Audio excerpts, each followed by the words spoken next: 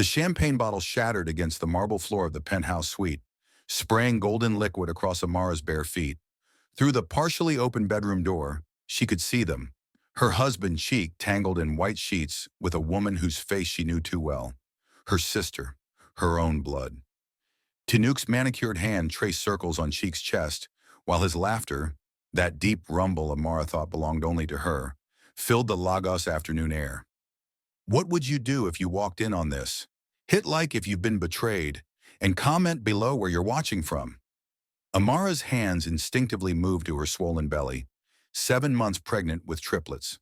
The fertility treatments that had drained their savings, the injections that left bruises on her thighs, the prayers at Pastor Adeyemi's church every Sunday. All of it crashed down in that single moment. The shopping bags from the surprise anniversary dinner ingredients she'd bought at ShopRite slipped from her fingers. Chaiki? Her voice came out strangled, foreign. The movement in the bedroom froze. Tanook's eyes met hers first, wide, startled, but not apologetic. Never apologetic. Chaik sat up slowly, and Amara waited for the shame, the scrambling explanations, the remorse. Instead, his jaw tightened with something that looked almost like relief. Amara! He didn't even reach for his clothes. We need to talk. We need to talk. The words tasted like acid. That's what you say? While you're in bed with my sister? Tanook finally moved, wrapping the sheet around herself with deliberate slowness. Amara, this isn't what it looks like. Really? Amara's laugh bordered on hysteria. Because it looks like you're sleeping with my husband. In our bed. In the apartment I helped furnish with my teaching salary while he was building his precious tech startup. Cheek stood, pulling on his boxers with maddening calm. Your teaching salary? Amara, my company is worth 40 million naira now. Your salary is pocket change. The slap came before she could think. Her palm connected with his cheek with a crack that echoed off the floor-to-ceiling windows overlooking Victoria Island. Outside, Lagos sprawled in the golden hour light, oblivious, indifferent. Cheek's hand moved to his face, and for a moment, something dangerous flickered in his eyes. Don't ever do that again. Or what? Amara's voice rose. You'll leave me. Looks like you already have. Tinook slid off the bed, still clutching the sheet. Amara, if you just listen. How long? Amara cut her off. How long have you been betraying me? The silence that followed was answer enough. Amara's mind raced backward through the past year, Tanook's frequent visits, her sudden interest in Cheek's business ventures, those long lunches where she claimed to be supporting her pregnant sister. The business trip to Abuja 3 months ago where Chiki said he needed to focus. The new perfume she'd smelled on his shirts that she'd convinced herself was from hotel laundry. 8 months, Chiki finally said, his voice flat, since the fertility clinic confirmed the triplets. The room tilted. 8 months. Before she was even showing. Before the morning sickness that left her unable to teach some days. Before her body became a vessel for the babies he claimed he desperately wanted. Why? The question came out as a whisper. Cheek's expression hardened. Because Tanook understands me. She understands the pressure, the business, the lifestyle I'm building. You still think like a school teacher from Ibadan, Amara. You'll never be the wife I need for where I'm going. The wife you need? Amara felt something crack inside her chest. I'm carrying your children, 3 of them. My children? Tinook's voice carried a sharp edge. Chike, tell her. Amara's blood turned to ice. Tell me what? Chike moved to the dresser, pulling out his phone with deliberate movements. I want a divorce, Amara. My lawyers will contact you next week. You can have the flat in Surulere. I'm keeping this place. You're keeping... Amara couldn't breathe. I'm 7 months pregnant. With triplets. Your triplets. DNA test will be required, Cheek said, scrolling through his phone. And I'll want custody evaluation, given your emotional instability. Emotional instability? Amara's voice broke. I just caught you cheating with my sister. See? Tinuke gestured toward her. Hysterical. Chika, this is exactly what we talked about. The pieces clicked together with horrifying clarity. This wasn't a spontaneous affair. This was calculated, planned. They'd been preparing for this moment, building their case against her, while she'd been building a nursery and picking out baby names. Amara's phone buzzed in her pocket. A text from her mother, coming to Lagos tomorrow to help with nursery preparations. So excited to meet my grandbabies. Love you, my daughter. The weight of it all, the betrayal, the pregnancy, the future collapsing around her, pressed down until Amara thought her knees might buckle. But something else rose up beneath the devastation, something cold and sharp. You want a divorce? Amara said quietly, her hand still on her belly.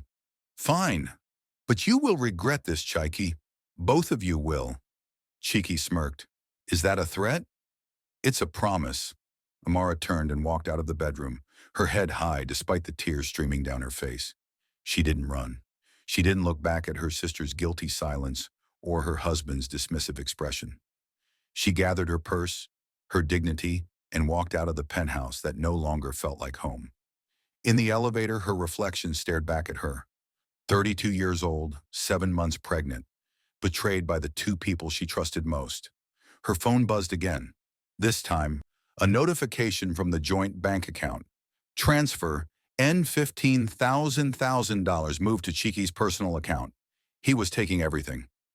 Amara pressed her hand against the elevator mirror, watching her fingers tremble. The babies kicked inside her.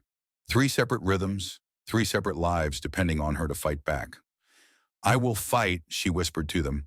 I promise you, my loves, your mother will fight. The elevator doors opened to the Lagos evening, and Amara stepped out into a future she'd never imagined. Alone, pregnant, and plotting revenge against the man who'd just destroyed her world. Don't forget to like, subscribe, and turn on notifications for more gripping stories like this. What do you think Amara should do next? Comment below, and if this story is hitting different, hit that share button. The small 2-bedroom flat in Surulere felt like a prison compared to the penthouse. Amara sat on the worn sofa her mother had helped her move in 3 days ago, staring at the stack of legal documents on the coffee table. Cheek's lawyers had moved fast, faster than she'd thought possible. Divorce papers, custody demands, and a financial settlement that would leave her with almost nothing. Her phone rang. Cheek's name flashed across the screen. She let it ring twice before answering. What do you want? We need to discuss the children. His voice was businesslike, devoid of emotion, as if they were negotiating a contract, not the future of their unborn babies. There's nothing to discuss, Amara said, her hand resting protectively on her belly. They're my children. Our children, Chike corrected. And my lawyers inform me that you haven't responded to the settlement offer. Amara, be reasonable. You're about to have 3 infants. You can't work. You have no income. I'm offering you the Surulere flat and 50,000 naira monthly support. 50,000? Amara's laugh was bitter. Your watch costs more than that, Cheek. Your company is worth 40 million naira. You just transferred 15 million from our joint account. That was my money from my business. That we built together. Amara stood, pacing the small living room. I used my teaching salary to pay rent for 3 years while you were starting that company. I worked double shifts to cover our food, our bills. Every naira you made went back into that business because I believed in you. And I'm grateful, Cheek said smoothly. That's why I'm being generous with the settlement. But let's be honest, Amara. You were a teacher earning 200,000 naira a year. I'm a tech entrepreneur. The courts will see that the children deserve the lifestyle I can provide. The threat was clear. Amara felt her chest tighten. You want to take my babies from me? I want shared custody. 50-50. It's only fair. Fair? Amara's voice rose. You abandoned me while I was pregnant. You cheated on me with my own sister. And now you want to take my children? I never abandoned you, Cheek said calmly. I'm providing housing and financial support. And as for Tanook, that's between you and her. It has nothing to do with my ability to parent. Amara heard a woman's voice in the background. Tanook. Of course she was there, probably coaching him through this conversation. Let me speak to my sister, Amara demanded. She has nothing to say to you. Put her on the phone, Chica. A pause. Then Tanook's voice came through, sharp and defensive. What, Amara? How can you do this? Amara's voice cracked. We shared a room growing up. I helped pay for your university fees when Papa died. I was there when Mama was sick. How can you steal my husband and now try to take my children? Nobody's stealing anything, Tanuk said. And maybe if you'd been a better wife, Cheek wouldn't have needed to look elsewhere. The words hit like a physical blow. Amara sank back onto the sofa, tears streaming down her face. A better wife? She whispered. I gave him everything. You gave him a simple life, Tanuk said, her voice cold. Chike needs more than dinner from Mama Cass's restaurant and church on Sundays. He needs someone who understands his vision, someone who can stand beside him at investor meetings and embassy events, not someone who still thinks ShopRite is luxury shopping. You're my sister, Amara said, her voice breaking, and you're holding on to a man who doesn't want you anymore. Sign the papers, Amara. Take the settlement. Make this easy on everyone, especially those babies. The line went dead. Amara sat in the silence of her small flat, listening to the sounds of Lagos filtering through the thin walls, Okada motorcycles revving, street vendors calling out their wares, children playing football in the compound. This was her world now, not penthouses and champagne, not tech investors and business dinners, just survival. Her phone buzzed, a text from her mother. My daughter, I'm at the motor park in Ibadan. We'll reach Lagos by evening.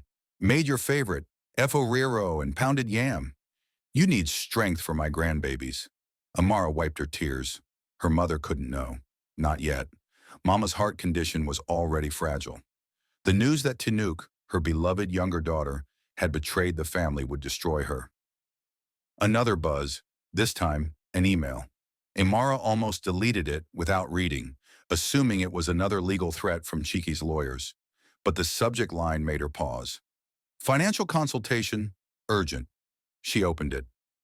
Mrs. Amara Okonkwo, my name is Adaizi Nwosu, senior partner at Nwosu & Associates. I've been following the public records of your husband's business dealings, and I believe you may be entitled to significant assets in your divorce proceedings. Your husband's company, Chiktech Solutions, was incorporated during your marriage. Nigerian law may entitle you to up to 50% of all marital assets, regardless of whose name is on the paperwork. I'd like to offer you a free consultation. Time is critical, as your husband's lawyers are likely trying to move assets before the divorce is finalized. Please call me at your earliest convenience. Amara read the email 3 times. 50% of everything. The company, the properties, the investments. Her hands shook as she dialed the number. Nwosu & Associates, how may I direct your call? Adaize Nwosu, please. This is Amara Okonkwo. One moment. A woman's voice came on the line, strong, confident. Mrs. Okonkwo, thank you for calling. I know this is a difficult time, but I need to ask you some questions. First, did you contribute financially to your husband's business during your marriage? Yes, Amara said. I paid all our living expenses for 3 years while he built the company. Do you have proof? Bank statements, receipts, anything? I kept everything. I'm a teacher. I document everything. Good. Adaize's voice warmed with approval. Second question, was the business registered during your marriage or before? During. 2 months after our wedding. I remember because we went to CAC together to register it. Excellent. Mrs. Okonkwo, your husband is trying to push through a divorce settlement that severely undervalues your contribution to the marriage and the business. But Nigerian law is on your side. We can fight this. We can get you what you deserve. I don't have money for lawyers, Amar admitted.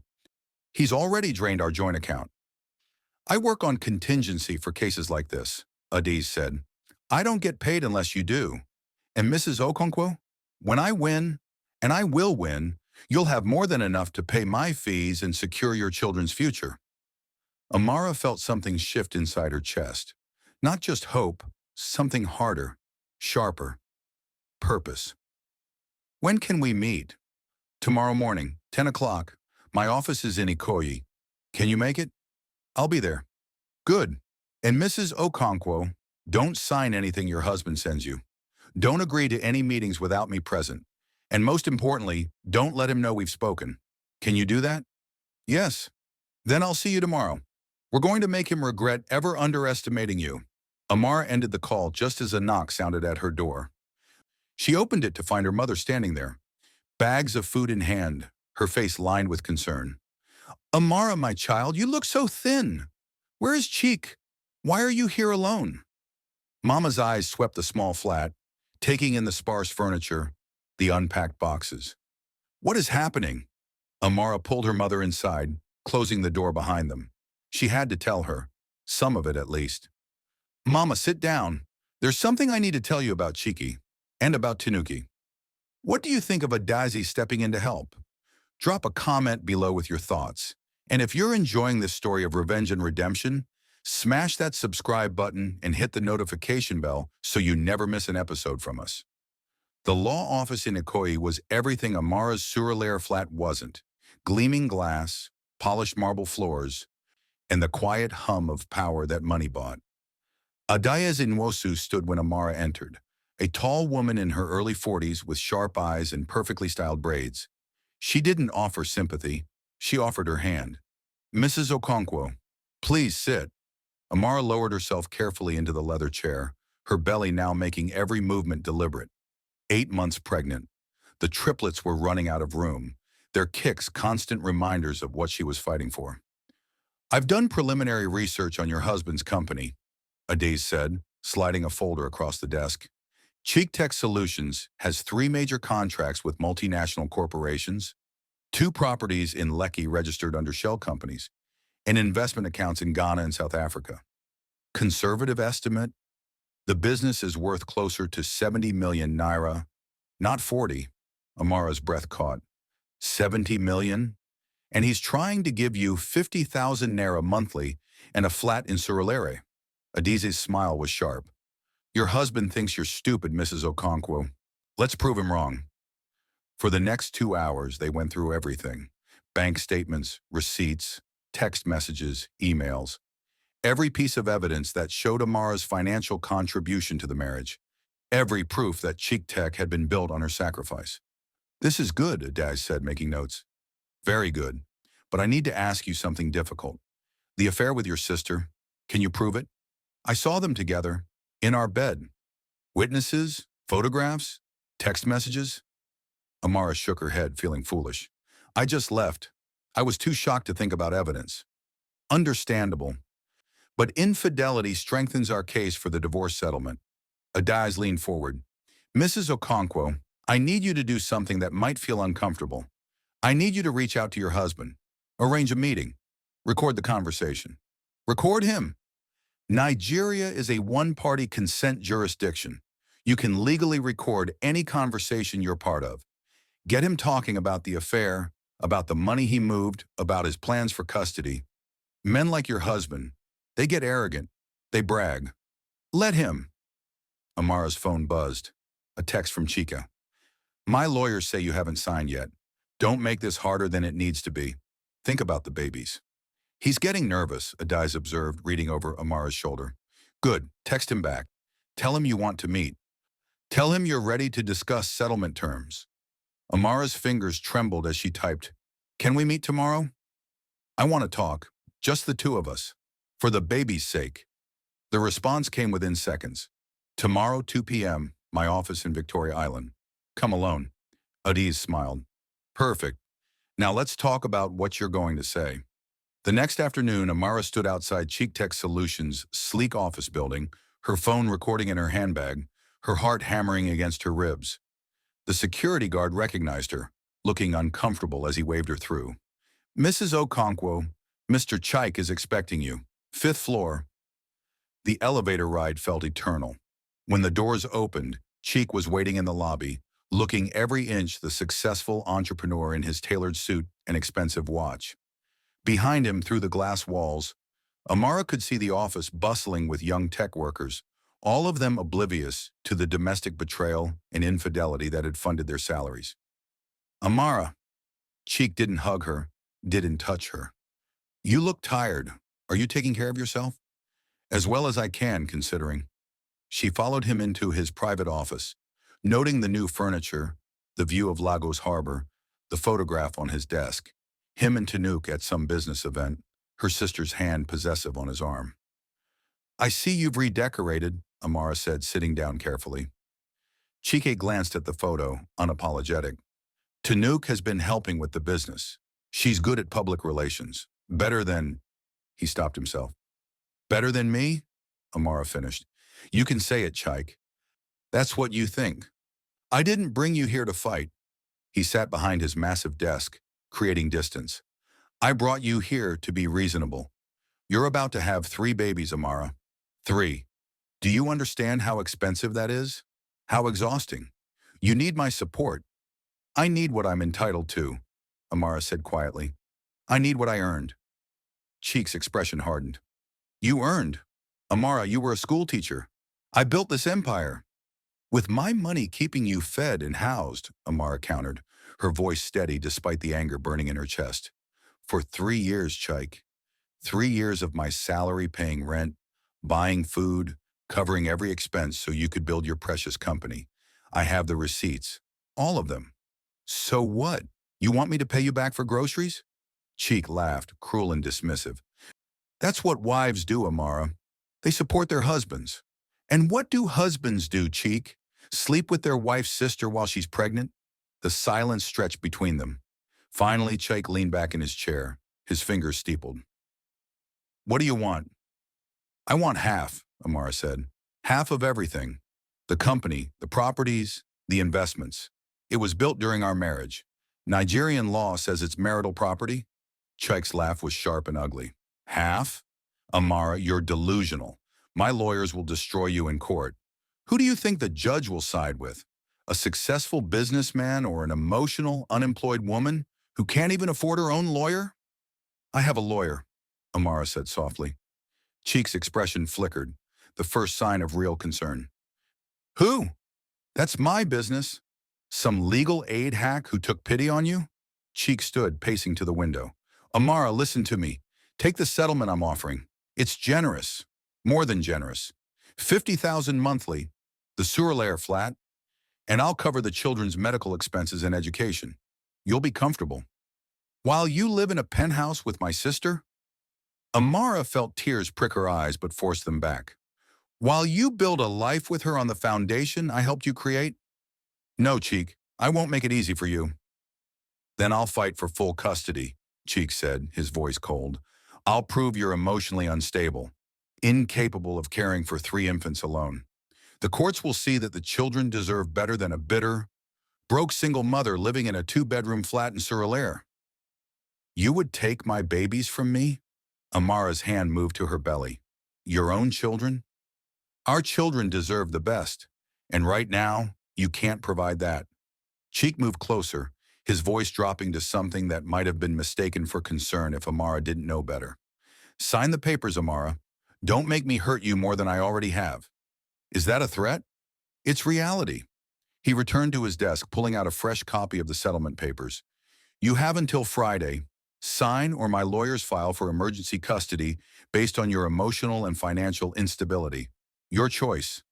Amara stood, her legs shaking, but her voice steady. I'll see you in court, Chica.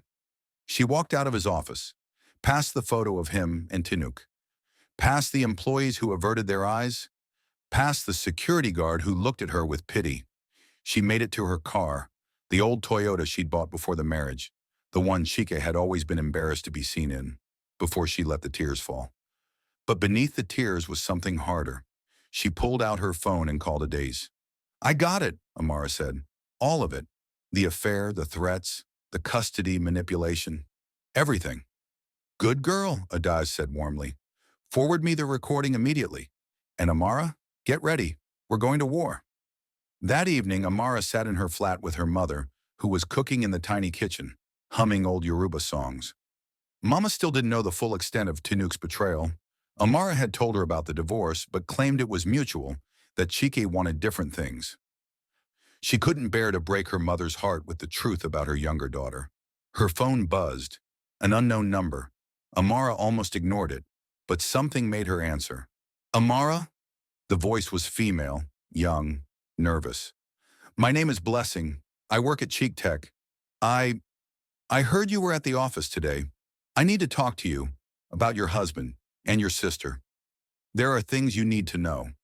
Amara's pulse quickened. What things? Not over the phone. Can we meet? Tomorrow? There's a cafe in Lekki Java House. I'll be there at noon. Why are you doing this? A pause. Because what they're doing to you isn't right. And because I'm not the only woman your husband has been with, not by a long shot. The line went dead.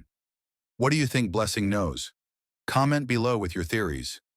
If you're loving Amara's fight back, hit that like button and subscribe for more powerful stories of African women rising above betrayal. Java House in Lekki was crowded with the lunch rush, young professionals typing on laptops, business meetings over lattes, the hum of Lagos ambition filling every corner. Amara spotted Blessing immediately, a petite woman in her mid-20s sitting nervously by the window, her fingers wrapped around a cup of untouched coffee. Mrs. Okonkwo? Blessing stood as Amara approached, her eyes darting around as if expecting to be caught. Just Amara, please. She lowered herself into the chair across from Blessing, her belly brushing the edge of the table. What did you want to tell me? Blessing leaned forward, her voice dropping to a whisper. I've worked at Cheek Tech for 2 years, marketing department, and Mrs. Amara, your husband, he has a pattern. A pattern? With women in the office. Blessing pulled out her phone, scrolling quickly before turning the screen toward Amara. Look. The photos made Amara's stomach turn. Chike with different women at different events, his hand too low on their backs, his smile too intimate. Women from his office, clients, business partners. And in several photos, Tanuk stood nearby, watching with a knowing smile. She knows, Amara breathed. My sister knows he does this. More than knows, Blessing said, her voice tight with anger. She helps him. She's the one who approaches the women first, befriends them, tells them how successful Cheek is, how generous. Then she arranges the meetings, books the hotel rooms, covers for him when wives or girlfriends call. Why are you telling me this? Blessing's eyes filled with tears. Because 6 months ago, I was one of those women. He promised me a promotion, took me to dinner, said his marriage was already over. I believed him. Until I found out about the 3 other women he was sleeping with at the same time. When I confronted him, he fired me. Said I was causing trouble in the workplace. Then he spread rumors that I was unstable, desperate, that I'd thrown myself at him. But you still work there? I was rehired last month, through HR, not through him, and I've been documenting everything since. Blessing pulled a flash drive from her purse, pressing it into Amara's hand. Emails, text messages, expense reports showing hotel bookings, and dinner bills charged to the company. Photos from office parties, everything that proves your husband has been using company resources to fund his affairs. It's embezzlement, Amara, and it's happening with your sister's full knowledge and participation. Amara stared at the flash drive, her mind racing. Why would Tanuk help him do this? If they're together now, why would she? Because she thinks she's different, Blessing interrupted. She thinks she's the one he'll actually stay with. But I've seen this before with men like Cheeky. She's just the current favorite. Eventually there will be someone new, and she'll be exactly where you are now. Amara's phone buzzed.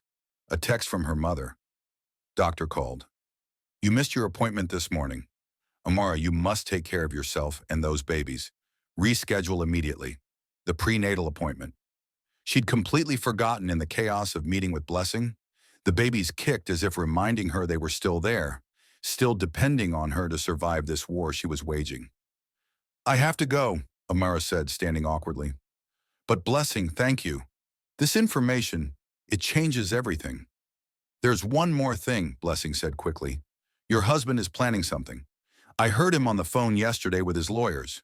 He's trying to get an emergency custody hearing scheduled before you give birth. He wants to have legal groundwork in place to take the babies immediately after delivery. The world tilted. He can't do that.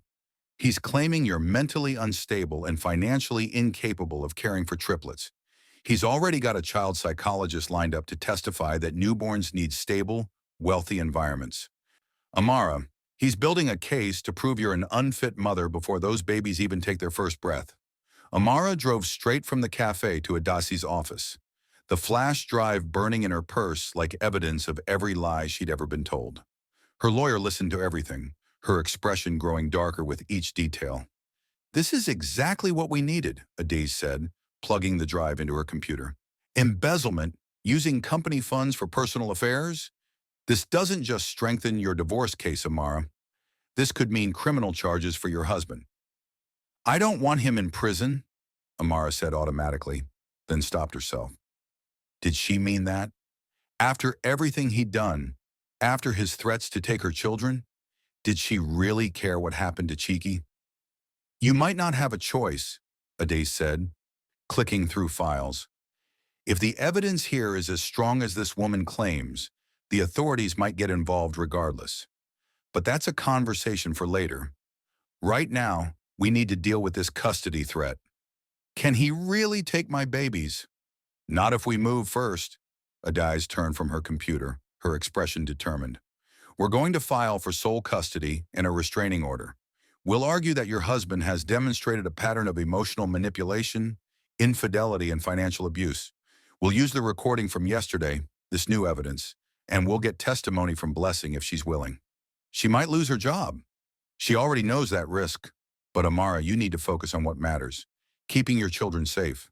ADZ softened slightly. When are you due? 4 weeks. But the doctor said with triplets, I could go anytime. Then we don't have time to waste. I'm filing the paperwork today. We'll request an emergency hearing for next week. She paused. There's something else we need to discuss. Your sister. Do you want to pursue charges against her for her role in the embezzlement? Amara closed her eyes, seeing Tanook as she'd been growing up, braiding Amara's hair before school, sharing secrets in their tiny room in Ibadan, crying at their father's funeral while Amara held her hand. That girl was gone, replaced by someone Amara no longer recognized. Yes, Amara said quietly. She made her choice. Now she lives with the consequences. Her phone rang. Cheek's name flashed across the screen. Amara looked at Adazi, who nodded and pressed record on her own device. Put it on speaker, Adazi mouthed. Amara answered. What do you want, Cheek? Where are you? His voice was tight with barely controlled anger. I just got a call from my accountant. Someone's been requesting financial records from the company. Someone with a legal right to access them. That's you, isn't it? I have a right to know what my husband did with marital assets. Your husband? Cheek's laugh was sharp. We're not married anymore, Amara. Not in any way that matters. And you're making a huge mistake going after my company. Our company, Amara corrected, built during our marriage, with my financial support. That makes it marital property. You really think you can win this fight? The threat in his voice was unmistakable. I will bury you, Amara. I will take those children, and I will make sure you never see them again. You'll be lucky if you get supervised visitation once a month. Is that what Tanook told you to say? A pause. Leave Tanook out of this. Why? She's part of this. She helped you destroy our marriage. She's been covering up your affairs, your embezzlement. Embezzlement?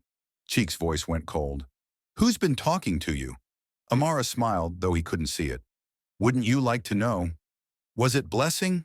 The name came out like a curse. That bitter, desperate girl who threw herself at me?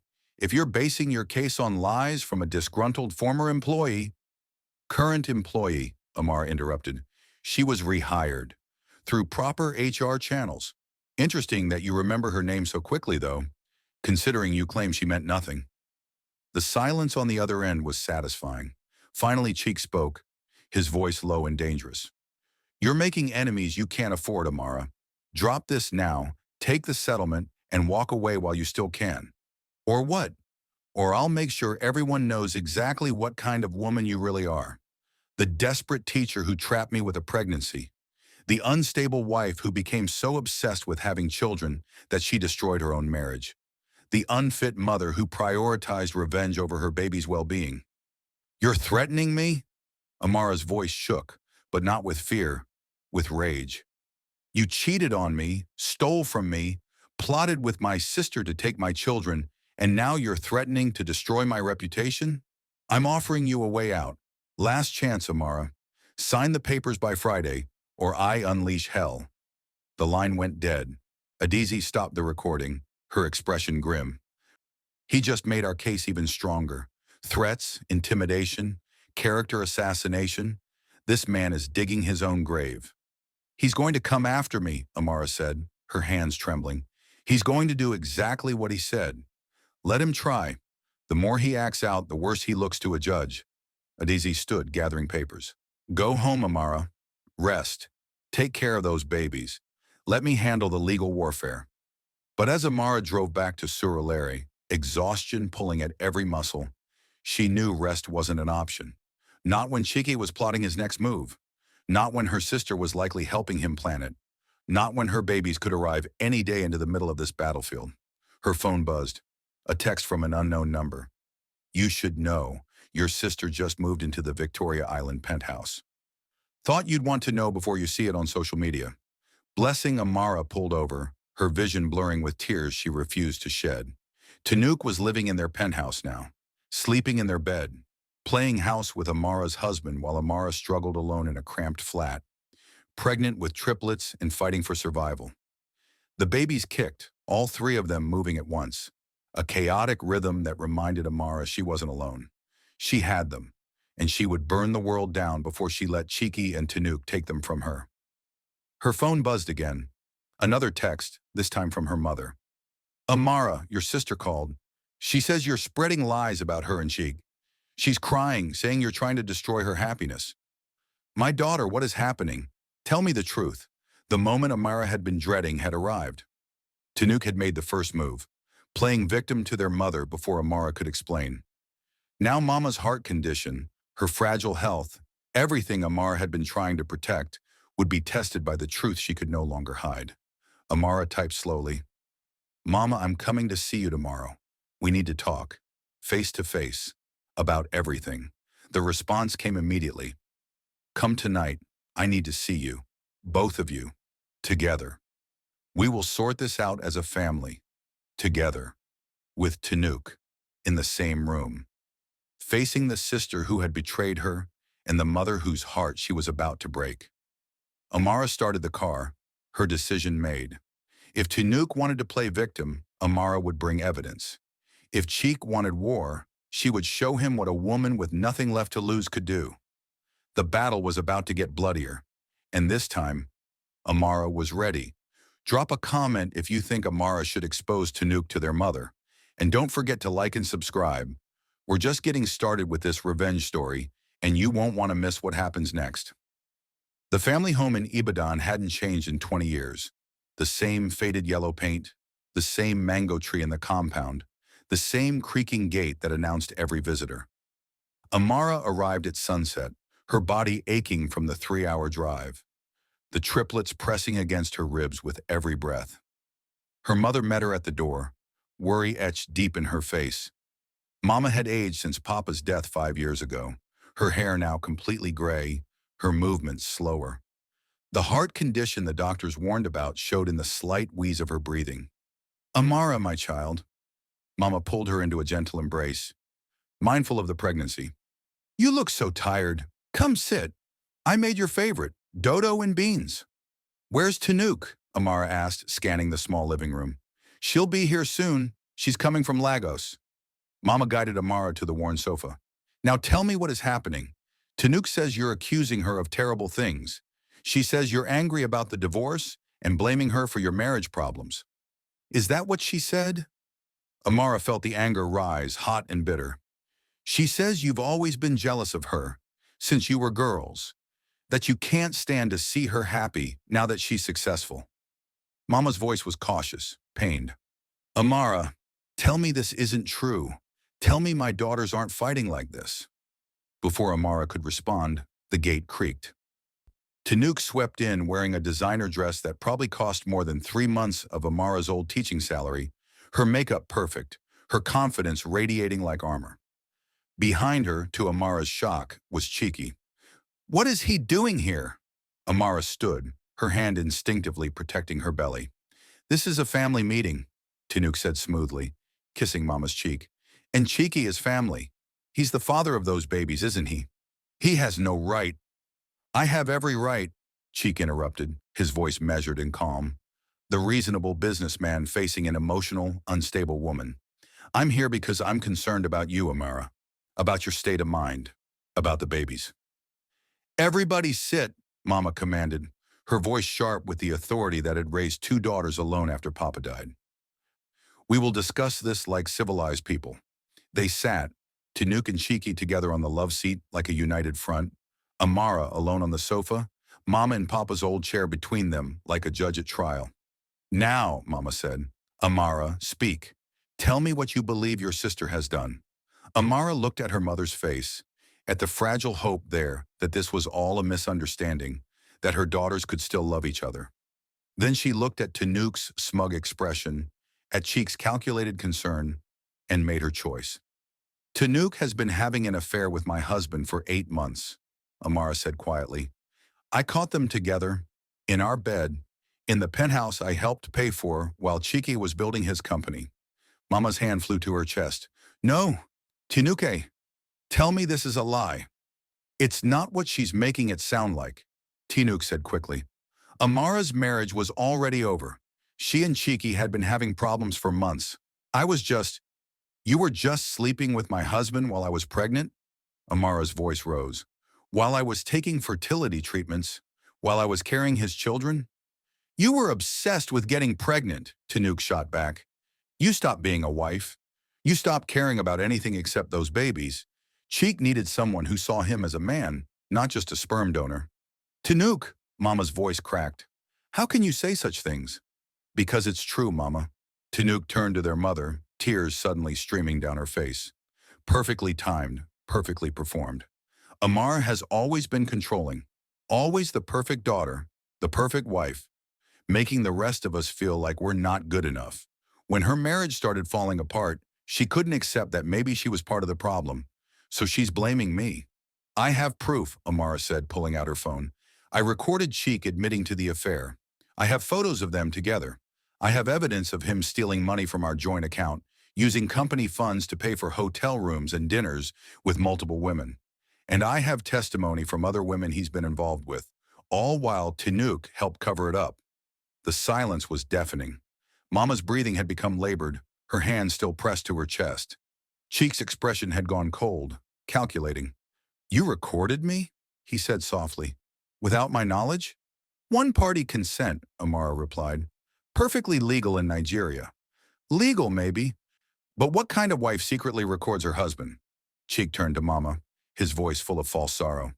Ma, I came here tonight to try to help Amara see reason. She's about to have 3 babies. 3. She needs support, not lawyers and recordings and revenge plots. I've offered her a generous settlement. Housing, money, everything she needs. But she wants to destroy me instead. She wants to take my company, ruin my reputation, keep me from my own children. Because you're trying to take them from me, Amara's voice broke. You told me you'd fight for full custody. You called me unstable, unfit. You threatened to make sure I never see my own babies except for supervised visits once a month. I never said that, Cheek lied smoothly. Ma, your daughter is having paranoid delusions. The pregnancy hormones, the stress, it's affected her mental state. That's why I'm so worried about her caring for 3 newborns alone. I have that recorded too, Amara said, her voice shaking with rage. Every threat, every manipulation, every lie, it's all documented. Mama stood suddenly, swaying slightly. Enough. All of you. Enough. Mama, are you okay? Amara rushed to her mother's side. Don't touch me. Mama's voice was barely a whisper. I need to think. I need to understand how my family became this ugliness. Mama, I'm sorry, Tanuk said, her tears flowing freely now. I never meant for any of this to happen. I tried to stay away from Cheeky, but we just connected. We fell in love. Is that so wrong? To find happiness. You fell in love with your sister's husband while she was pregnant with his children? Mama said, each word like a stone. Yes, Tanuk, that is wrong. But Mama, and you? Mama turned to Chika. You stood in this house 5 years ago and promised to love and cherish my daughter. You asked for my blessing to marry her. I gave it because I believed you were a good man. I am a good man, Cheek said. A man who made mistakes. But I'm trying to do right by everyone now, including those babies. By threatening to take them from their mother? Mama's voice gained strength. By stealing money? By sleeping with her sister? That is not a good man. That is a coward and a thief. Ma, with respect, you don't understand the full situation. Get out of my house. The words hung in the air. Cheeky stood slowly, his mask of concern slipping to reveal cold anger beneath. This is a mistake, he said. You're siding with a woman who's clearly unstable over the father of your grandchildren. You'll regret this. The only thing I regret is believing you were worthy of my daughter. Mama's hand trembled, but her voice was steel. Out, now! Cheek looked at Tanook, who remained seated, torn between following him and staying with her mother. Finally, he walked out alone, the gate slamming behind him. Tanook, Mama said, sitting down heavily. Look at me. Tineke raised her tear-stained face. Mama, I love him. I know it's wrong. I know it hurts Amara, but I can't help how I feel. You can help what you do about those feelings, Mama said. Love is not an excuse for betrayal. Love does not justify destroying your sister's family. My family was already destroyed, Amara's voice cracked. She didn't steal a happy husband. She helped break my marriage and then moved in on the pieces. Is this true? Mama asked Tanook. Did you pursue him while they were still together? Tanook's silence was answer enough. Mama closed her eyes, and for a moment she looked every one of her 63 years.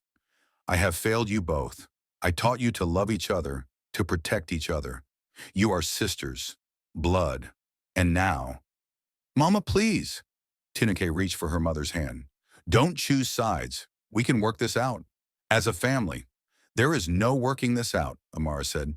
She made her choice. She chose him over me, over family, over everything we were raised to value. I chose happiness, Tanook shouted, her composure finally breaking. I chose a man who sees me, who values me, who doesn't take me for granted. Yes, Amara, I know it hurts you. I know it's wrong by every measure, but I'm tired of being the younger sister who gets your hand-me-downs, your leftover attention, your pity. Chike chose me. Me, not perfect, responsible, martyred Amara. Me. The truth of it hung between them. Years of resentment, jealousy, competition finally exposed. Amara stared at her sister, seeing clearly for the first time that this betrayal wasn't about Chike at all. It was about Tanook's lifelong battle to escape Amara's shadow. So you destroyed my life to feel special? Amara asked quietly. I didn't destroy anything.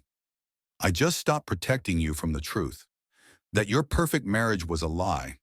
That your husband was already looking elsewhere. That maybe, just maybe, you're not as perfect as everyone always thought.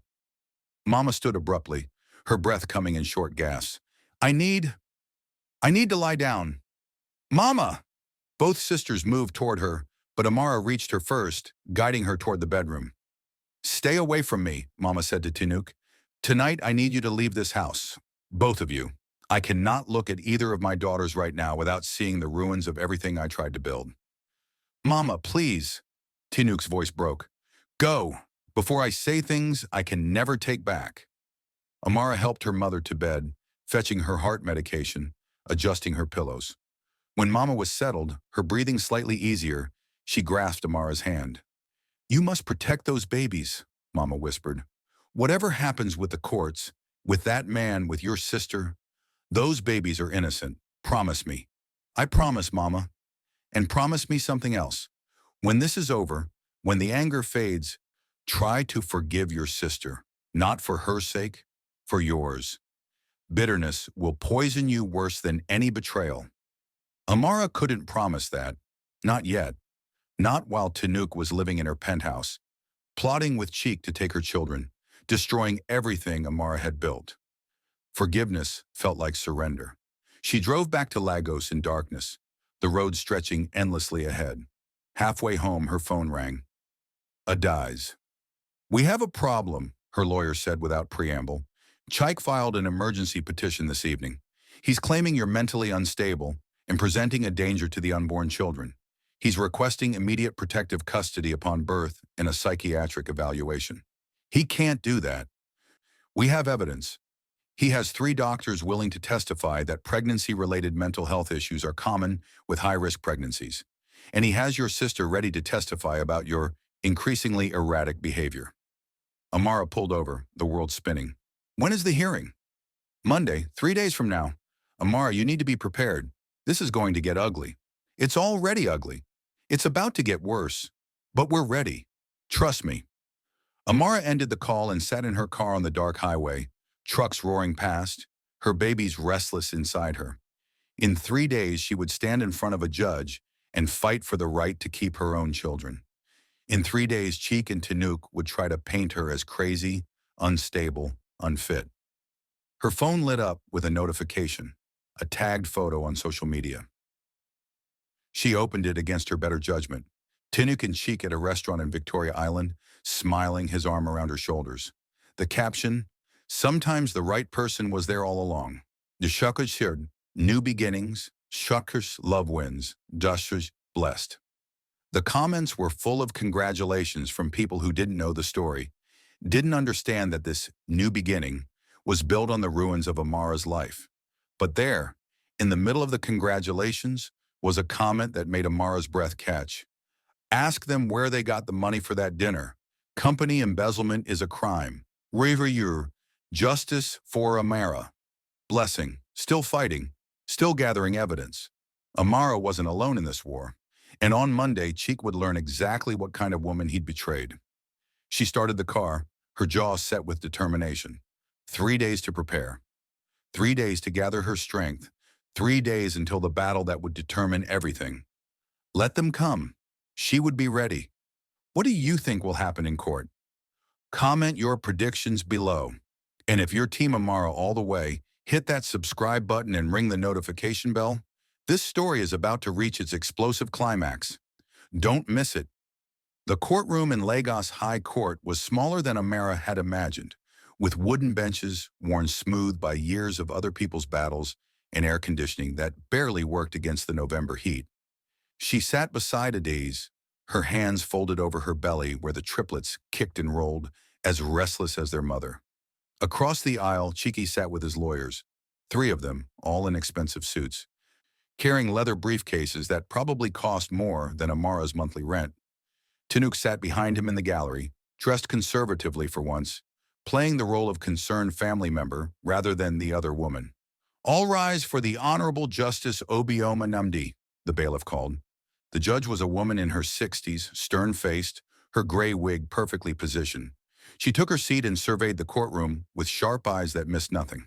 "We're here for the emergency custody petition filed by Mr. Chike Okonkwo regarding 3 unborn children," Justice Namdi said. "This is highly unusual. Mr. Taiwo, I hope you have compelling reasons for requesting custody of babies who haven't even been born yet." Cheek's lead lawyer stood, a smooth-talking man named Femi Taiwo, who'd built a reputation defending wealthy men in divorce cases. "Your Honor, we do. Mrs. Okonkwo has exhibited increasingly erratic behavior that poses a risk to the children's well-being. We have medical experts prepared to testify about the dangers of untreated mental health issues during high-risk pregnancies." "And Mrs. Okonkwo's counsel?" Justice Namdi turned to Adiz. "Your Honor, this petition is nothing more than harassment designed to intimidate my client during a vulnerable time," Adiz said, standing. "We have evidence that Mr. Okonkwo has been engaging in domestic betrayal, infidelity, financial manipulation, and threats against Mrs. Okonkwo. This custody petition is retaliation for her refusing to accept an inadequate divorce settlement." Justice Namdi's expression didn't change. "Very well, Mr. Taiwo, call your first witness." We called Dr. Emeka Okafor, psychiatrist. A middle-aged man in glasses took the stand, swearing his oath with practiced ease. He'd done this before, Amara realized. He was a professional witness, hired to say whatever Cheeky's lawyers needed him to say. "Dr. Okafor," Taiwo began, "can you explain the mental health risk associated with high-risk pregnancies, particularly triplet pregnancies?" "Certainly. Women carrying multiples experience heightened stress, hormonal fluctuations, and anxiety that can manifest as paranoia, emotional instability, and poor decision-making. In severe cases, this can lead to postpartum psychosis. And in your professional opinion, could a woman experiencing these symptoms safely care for 3 newborns? Not without significant support and monitoring. The risk of harm, whether intentional or accidental, is substantial." Adai stood. "Objection, Your Honor. Dr. Okafor has never examined my client. He's testifying about hypothetical risks, not Mrs. Okonkwo's actual mental state. Sustained, Justice Namdi said. Mr. Taiwo, unless your expert has actually evaluated Mrs. Okonkwo, his testimony is speculation. Your Honor, Mrs. Okonkwo refused to submit to psychiatric evaluation because it was requested by my husband's lawyers 2 days ago, Amara said, unable to stay silent, after months of him refusing to discuss custody arrangements or support. Mrs. Okonkwo, Justice Namdi said sharply, you will speak only when addressed directly or through your counsel. Is that clear? Yes, Your Honor. I apologize. Taiwo continued his examination, leading Dr. Okafor through a litany of potential mental health issues, each one painting Amara as a ticking time bomb. When he finally sat down, Adaizi stood for cross-examination. Dr. Okafor, you stated that you've never examined Mrs. Okonkwo. Is that correct? That's correct. Have you reviewed her medical records? No, they weren't made available. Have you spoken to her obstetrician? No. So your entire testimony is based on general statistics about pregnant women, not anything specific to my client's situation? Dr. Okafor shifted uncomfortably. I'm speaking to common patterns in high-risk pregnancies. Common patterns. Tell me, doctor, what percentage of women carrying triplets develop the severe mental health issues you described? I don't have exact statistics. Would you say it's common? 50%? 20%? Perhaps 5 to 10% in severe cases. So 90 to 95% of women carrying triplets do not develop these issues, yet you're testifying that Mrs. Okonkwo is at such high risk that her children should be removed at birth? I'm saying precautions should be taken based on no examination, no medical records, and statistics that show the vast majority of women in her situation are perfectly capable mothers. Adaizi's voice was cutting. No further questions, Your Honor. As Dr. Okafor stepped down, Amara felt a small surge of hope, but it died when Taiwo called his next witness. We call Tinuke Adeyemi to the stand. Amara's sister walked to the witness box with her head down, the picture of reluctance. She was good at this, Amara realized bitterly. The performance, the manipulation. Miss Adeyemi, Taiwo began gently, I know this is difficult, testifying about your own sister. But can you tell the court about Mrs. Okonkwo's behavior over the past few months? Tinuk took a shaky breath.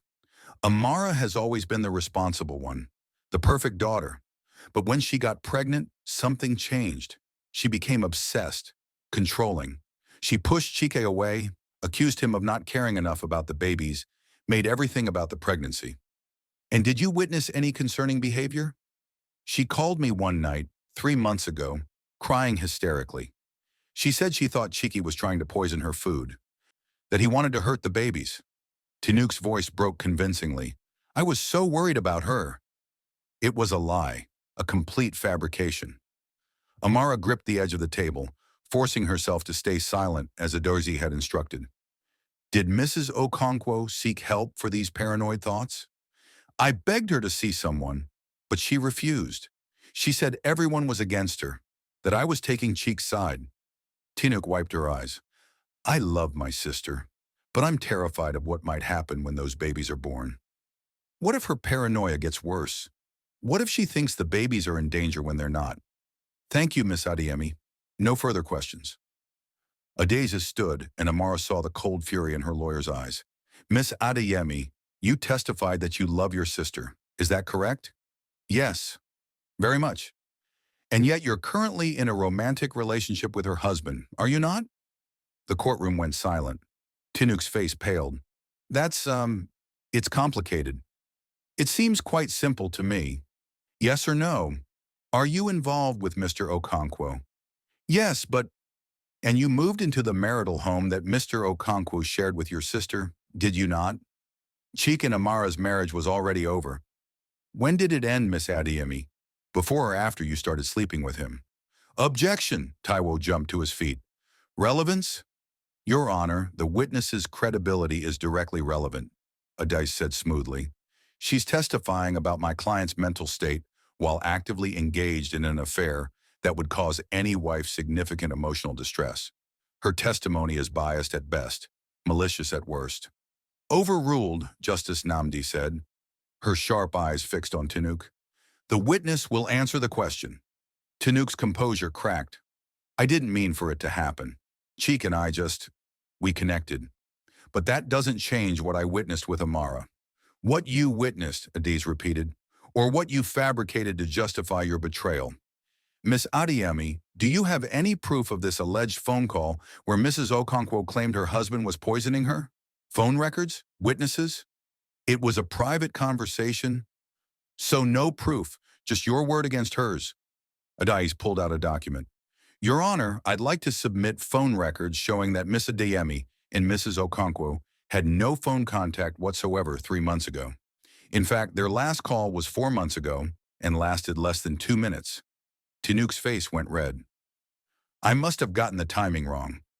Or you lied under oath, Adiz said coldly. No further questions. As Tanuk stepped down, refusing to meet Amara's eyes, Justice Namdi called for a 15-minute recess. Amara followed Adiz into the hallway, her legs shaking. She lied, Amara said. She committed perjury. And the judge knows it, Adiz said. But we need to do more than discredit their witnesses. We need to show why Chike shouldn't have custody. Are you ready? Ready for what?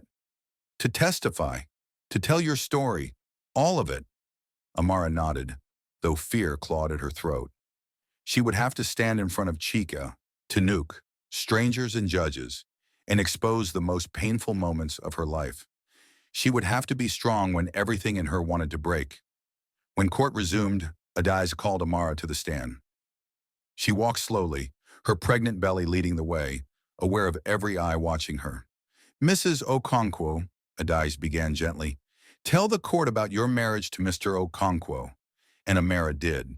She told them about the early days, about using her teaching salary to support them while Chiki built his company, about the fertility treatments, the hope, the joy when they finally conceived triplets, about coming home to find him in bed with her sister.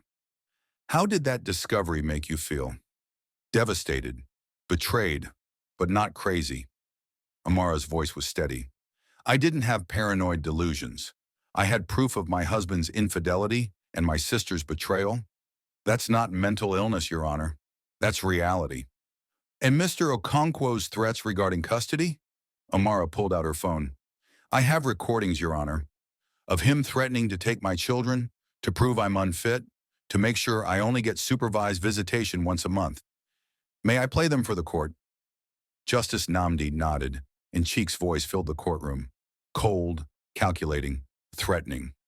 The judge's expression grew darker with each word. When the recording ended, Adiz said, Mrs. Okonkwo, do you love your children?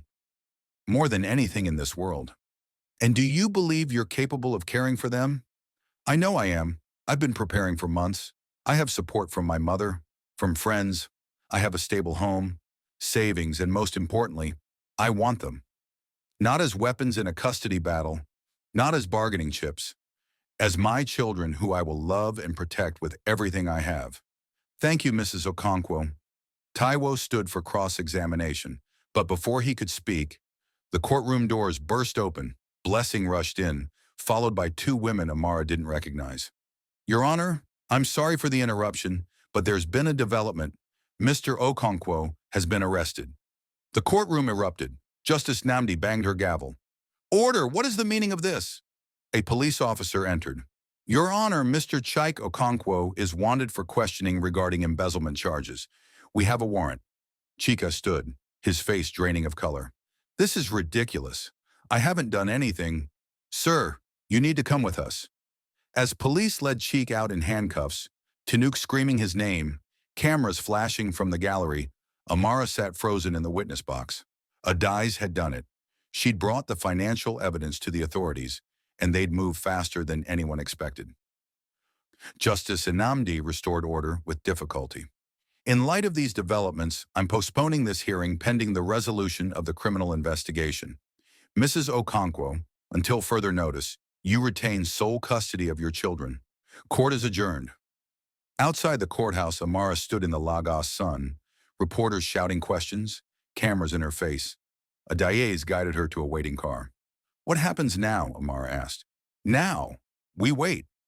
The criminal investigation will take months. But Amara, you won.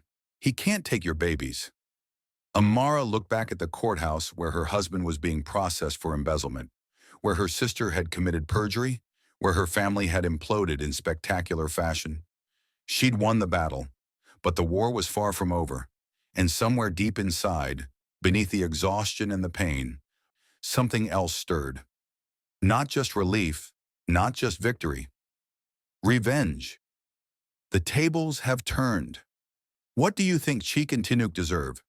Drop your thoughts in the comments. Don't forget to like, share, and subscribe. The next chapter is coming, and you won't believe how this ends. 5 years later, the private jet touched down at Murtala Muhammad International Airport just as the Lagos sun was beginning to set, painting the sky in shades of gold and purple. Amara watched through the window as the ground crew rushed to position the stairs, her heart beating steadily, no longer with fear or anxiety, but with quiet confidence. "Mummy, are we really going to see Grandma?" Chisholm asked, pressed against the window beside her. At 5 years old, he was the thoughtful one, always asking questions, always wanting to understand everything. "Yes, my love," Amara said, smoothing his hair. "It's Grandma's birthday. We're going to surprise her." "Will there be cake?" Adana asked from across the aisle, already unbuckling her seatbelt despite the plane still taxiing. She was the bold one, fearless and impatient, always rushing toward the next adventure. "The biggest cake you've ever seen," Amara promised. Chukwudi, the quiet one, leaned against her side without speaking. He always knew when his mother needed comfort, even when she didn't show it. Amara kissed the top of his head, breathing in the familiar scent of her children, her miracles, her purpose, her revenge made flesh. The past 5 years had transformed her in ways she couldn't have imagined that terrible day in the courtroom. After Cheek's arrest, everything had unraveled quickly. The embezzlement investigation had uncovered not just misused company funds, but tax evasion, fraud, and a web of financial crimes that landed him in Kirikiri Maximum Security Prison with a 10-year sentence. Tinuk had escaped criminal charges, barely, but the scandal had destroyed her reputation. The last Amara had heard, her sister was working in a small boutique in Abuja, living in a one-room apartment, her dreams of wealth and status shattered by her association with Cheek's crimes. But Amara's transformation had nothing to do with their downfall. It had everything to do with her rise. The court had awarded her 70% of Cheek Tech Solutions, the judge ruling that her financial contribution during the company's formation entitled her to majority ownership. With Adai's guidance, Amara had sold her stake to a multinational corporation for 85 million naira, then used that money to start her own educational technology company, Triple Crown Academy. The name had multiple meanings: for her 3 children, for the 3 years she'd supported Chiki, for the triple blessing that had emerged from her deepest betrayal. The company developed affordable e-learning platforms for African schools, combining her teaching background with business acumen she'd developed through sheer necessity. Within 3 years, Triple Crown Academy had expanded to 6 African countries. Within 4, Amara was named one of Forbes' Africa's 30 under 40 entrepreneurs. And now at 5 years, her company was valued at over 200 million naira and growing. She'd bought back the Victoria Island penthouse, not to live in, but to rent out at premium rates. She'd purchased a mansion in Ikoyi for herself and the children, with a garden where they could play and rooms filled with laughter instead of betrayal. She'd hired a full-time nanny, a cook, a driver, not because she needed them, but because she could afford them. And today, on her mother's 70th birthday, she was coming home to Ibadan, not as the abandoned pregnant woman who'd fled in tears 5 years ago, but as a success story, as proof that domestic betrayal and infidelity didn't define you, how you rose from it did. "Miss Okonkwo," the pilot's voice came through the intercom. "Welcome home to Lagos. Ground transportation is waiting as arranged." Amara smiled at the title. Miss, not Mrs. She'd reclaimed her maiden name, Adeyemi, legally, but kept using Okonkwo professionally. Let people wonder. Let them whisper. She'd built an empire on the ruins of a marriage, and she wore both names like armor. The children tumbled down the jet stairs, excited and chattering, followed by their nanny Rose, who'd been with them since they were 6 months old. 3 black SUVs waited on the tarmac. Amara didn't do anything small anymore. Not because she was flashy, but because she'd learned that presence mattered, that showing strength prevented people from trying to exploit perceived weakness. The drive from Lagos to Ibadan took 2 hours. Amara used the time to prepare the children, explaining that Grandma didn't know they were coming, that it was a special surprise, that they needed to be on their best behavior. She didn't tell them they might see their Aunt Tinuk there. Didn't explain the complicated history between their mother and the aunt they'd never met. Some stories were too heavy for 5-year-old shoulders. As they pulled into the familiar compound in Ibadan, Amara's breath caught. Mama had renovated. The house was freshly painted, the gate new and sturdy, the mango tree in full bloom. Amara had been sending money for years, ever since Triple Crown Academy took off, but Mama had refused to let her do too much. "I don't need a mansion," Mama had said on their last video call. "I need my daughter to remember where she came from, to stay humble, to raise those children with sense." But Amara had managed to sneak in improvements.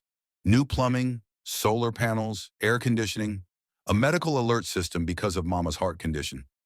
Small ways of caring without overwhelming the independent woman who'd raised her to stand on her own. "Everyone out," Amara said as the SUVs parked. "Remember, quiet until we get inside."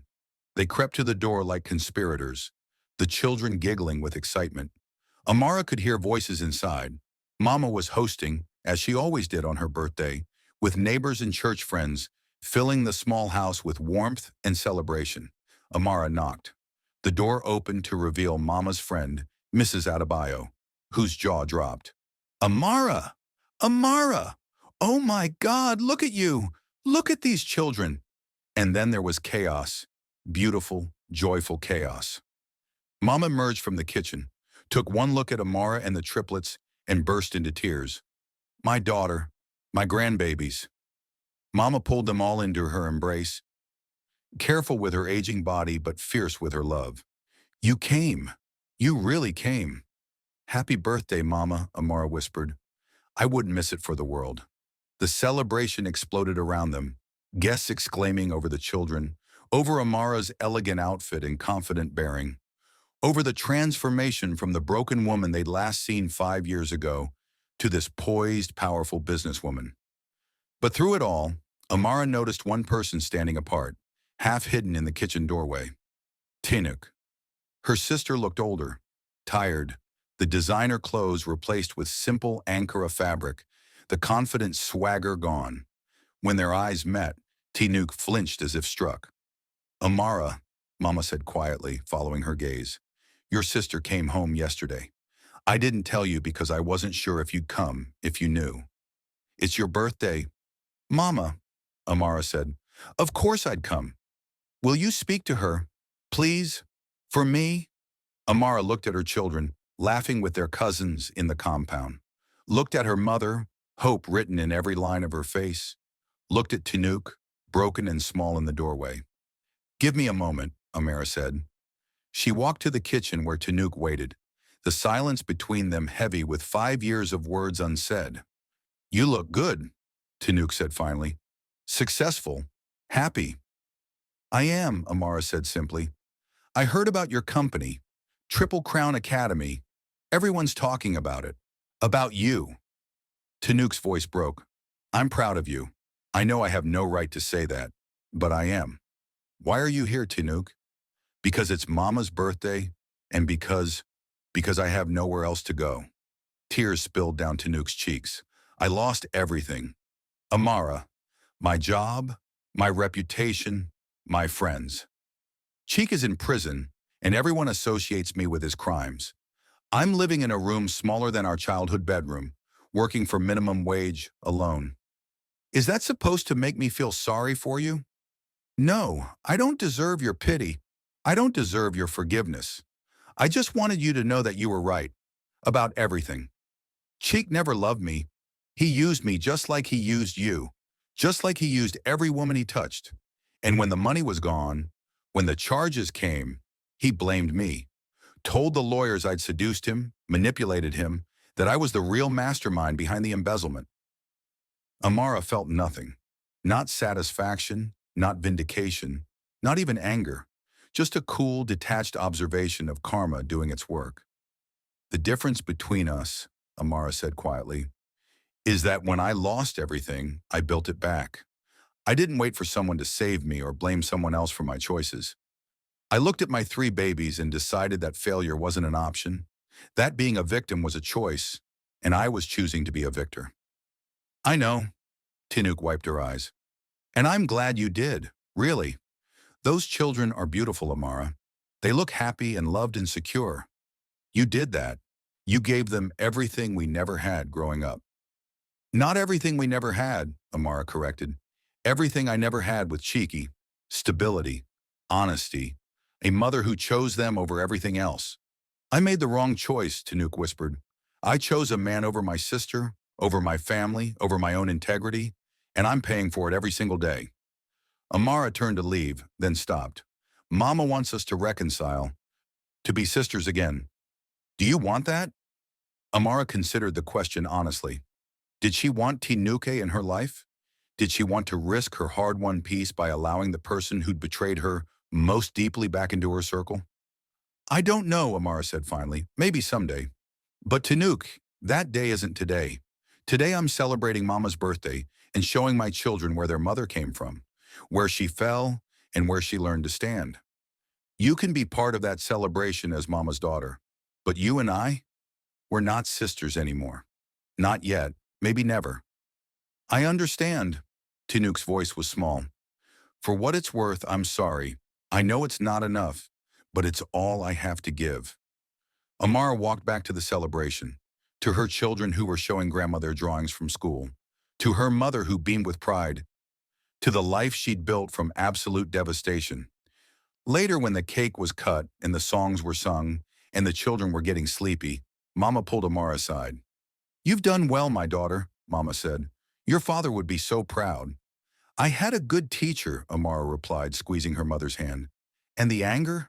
The bitterness? Have you let it go? Amara thought about Cheek in prison, about Tanuk working minimum wage, about the empire she'd built while they'd fallen. She thought about revenge and justice and the difference between the two. I let it go the day I realized that living well was better than any revenge I could plot, Amara said. They destroyed my marriage, Mama, but they couldn't destroy me. And in trying to break me, they gave me 3 reasons to become unbreakable. Mama smiled, tears in her eyes. Then you've truly won. As the evening wound down and the children dozed in the car, Amara took one last look at the house where she'd grown up, where she'd learned about betrayal and resilience, where she'd been both victim and victor. Tinuk stood in the doorway, watching the SUVs prepare to leave. Their eyes met one final time, and Amara saw in her sister's face the weight of consequences, the burden of choices that couldn't be unmade. She didn't wave, didn't smile, just acknowledged the moment and turned away. Where to now, Ma? The driver asked as they pulled out of the compound. The airport, Amara said. We're flying to Nairobi tomorrow. Triple Crown Academy is opening our East African headquarters.